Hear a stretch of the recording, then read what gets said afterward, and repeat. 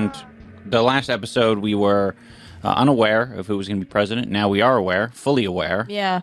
Oh, so let's record our meltdowns now. That was pretty good. All right, Ian?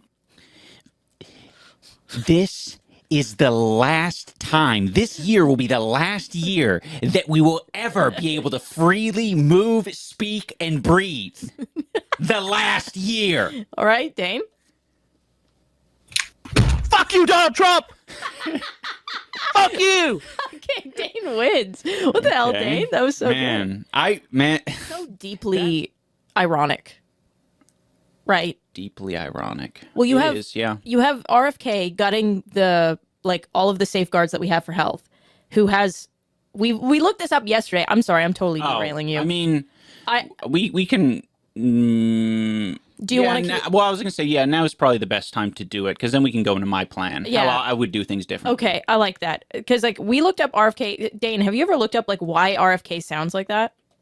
Yeah, because he said that he had some disease or something. It's called something dysphonia. It's basically a neurological. He's got some. Yeah, he's got something. Or the wrong. infrastructure. RFK isn't going to go to Norway or Finland and be like, "You gotta stop." There's this guy on TikTok. It's so hard to do. You have to immediately just fuck your voice. Yeah. He is the antithesis. Because not only is his voice grating to listen to, but he pauses, and it takes him a long time to get things out. It's literally the real life equivalent of someone breaking up in Discord via they're turning robotic. And you're so done. You can't. So he can. I don't know, but I felt it was pertinent that we talk about a little bit. It was posted by Tan Wally. Last episode, we got a little political on the last episode, as we do. Yeah. We talked about RFK.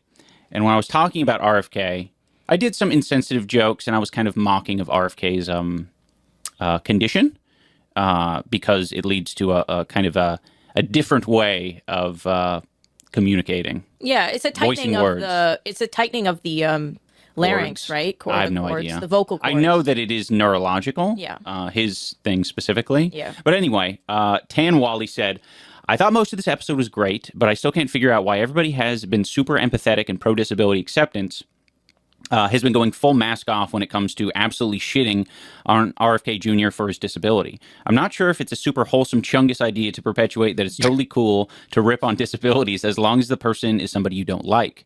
I have a severe speech impediment similar to RFK's from a seizure I had as a child, and it was rough hearing that I sound like a broken Discord connection. Lamau. Yeah. So, as soon as we saw it, I think Anisa and I both were like, oh, shit. We independently saw it, too. Yeah. I was, upstairs. Ian was, doing work, so... But, it felt really bad, and I think one of the reasons it felt bad is obviously we don't want to make listeners feel like we don't care, and we, we're just being generally, callous about these things and not thinking about it. And truthfully, in that moment, I wasn't thinking about it. I think I've been consuming a lot of RFK comedy content. That's true. I've been listening to this guy on TikTok who's just struggling with it because I've been doing this pendulum swing over the past year, really, of kind of figuring out to what extent I should be thinking about others because you can't spend your entire life, worrying about other people and their feelings. Yeah. But you also have to do that as well. I can't speak for everyone, but as someone who, again, grew up era post 9/11, when you're getting bombarded by a million people in different ways of different amounts of damaging, for me, if one of my favorite creators made an ignorant joke, my feelings would be annoyed and disappointed. But I'd be like, that's the reality we live in. That's not their specific fault. Yeah. That's the reality we live in. It's just another little reminder, basically. Yeah, of just I am participating in something that I probably I should, put my foot off the gas. Put my foot off the gas on. And I think if people more often, if fucking Jeff Dunham came out tomorrow and literally just said, yeah, guys, Ahmed the dead terrorist was a bit much. I would be like, holy shit. Bro's gone woke. I would just be like, that's so nice. Thank you for saying that. Yeah. And then that would be it. Yeah. I would have no ire. Okay, that's also a great point because there is this caricature as well of people who want to bring that up.